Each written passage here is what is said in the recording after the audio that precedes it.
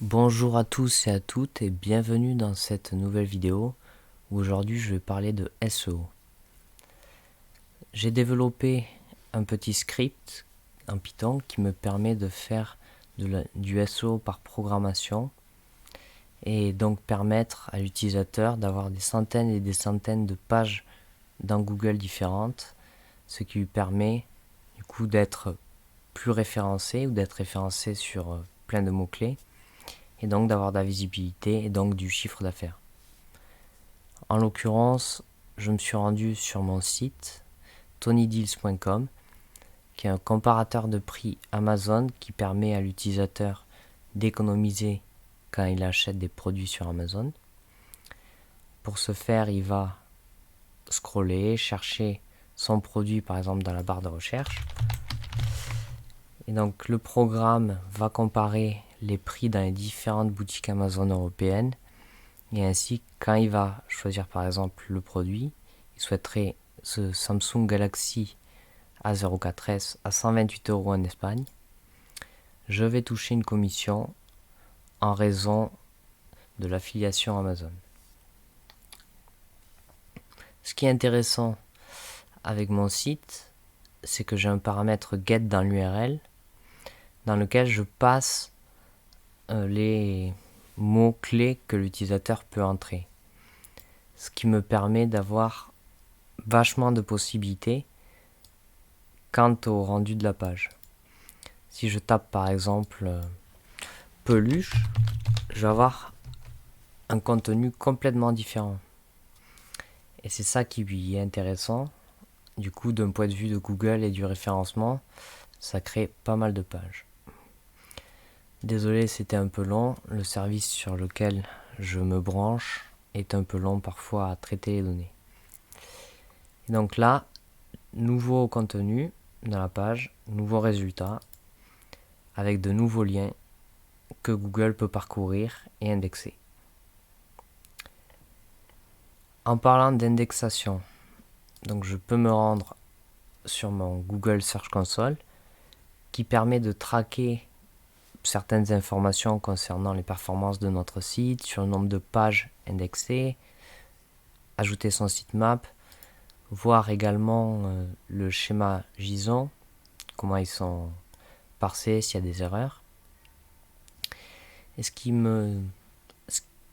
que j'ai mis en place là, c'est, d'après cette section, d'aller dans toutes les données concernant les pages indexées. Et ensuite, je télécharge un fichier Excel. C'est ce fichier Excel qui va être traité par mon programme Python. Donc, je remplace le fichier, je l'ai mis sur le bureau.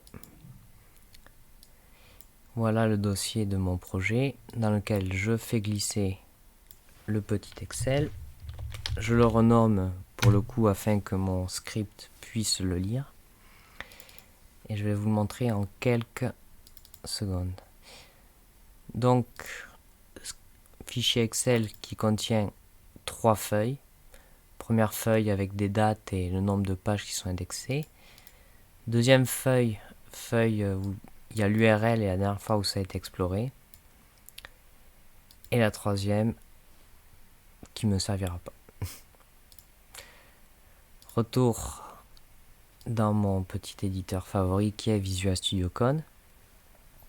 Donc c'est grâce à ce script que je vais pouvoir obtenir 2 fichiers.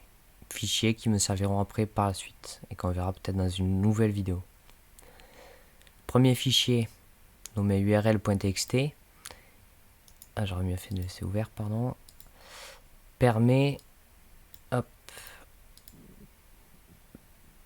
permet de récupérer, comme le nom est assez explicite, toutes les URL de cette colonne-là, de ce fichier précis, nommé eggs. Ensuite, un autre fichier est créé, nommé words, et qui cette fois va extraire de chaque URL, chaque chaîne de caractères, toute la suite après le /s/. C'est-à-dire qu'il y ait un, deux mots, une virgule ou autre, ça va récupérer l'entièreté de la chaîne à la suite de ça. Et donc en quelques mots, comment ça se passe? J'importe Panda, que je renomme PD pour m'en servir. Panda qui est une librairie très utile pour parcourir des fichiers Excel et pour faire des sciences de données, data analyse, etc. Là, j'ai appelé ça spécifiquement avec Panda parce qu'il me crachait une erreur et je voulais pas m'embêter. Avec la ligne 7 de Panda, j'appelle la fonction readExcel qui prend deux paramètres. Premièrement, le fichier que vous voyez à droite. Et secondo, la sheet, donc la feuille en question. Ensuite, je lui dis de se positionner sur la première colonne. Donc c'est ça qui nous intéresse. Ça, c'est deux listes qui vont permettre après de pouvoir traiter les URL et les mots extraits de Excel. Ligne 14, j'ouvre, ou ça crée également, puisque c'est un write, mon fichier URL txt qui va être créé quand je vais le lancer, le programme, auquel j'ai dit d'écrire et je veux un encodage en UTF-8, sinon les accents ou certains caractères spéciaux étaient mal encodés. Donc je vais boucler sur ma colonne. Donc ça c'est toutes les valeurs et ça c'est chaque ligne en fait. Tac, tac, tac, tac. Donc je récupère mon URL qui correspond à la ligne. Et ensuite je dis que je stocke cette URL dans mon tableau d'URL. Dans mon fichier qui est ouvert, FileObject, j'appelle la fonction write qui prend mon URL et qui fait un saut de ligne afin de pouvoir lire ligne par ligne plus facilement par la suite. Et je ferme ce fichier afin de libérer la mémoire. Deuxième chose, de cette liste d'URL, je découpe chaque URL en prenant ça comme base. Je veux la première occurrence. Et donc ça c'était pour enlever une erreur pour les certaines URL qui étaient déjà sous cette forme-là. Et donc je bypass. Et là je dis après que je rajoute le mot dans mon tableau de mots. Je trie après ce tableau de mots pour moi, ça n'a aucun impact d'un point de vue du référencement ou quoi, ou même après pour le sitemap, c'est juste perso. Et enfin, tout simplement, je rouvre une nouvelle ressource qui va créer ce fichier Word, l'encoder en UTF-8, tout le texte qui va être inséré à l'intérieur. Et je parcours le tableau de mots que j'ai trié juste auparavant. Donc en le parcourant, ça c'est chaque mot de la liste Result Word qui est inséré dans le fichier words.txt. Et enfin, je libère la ressource.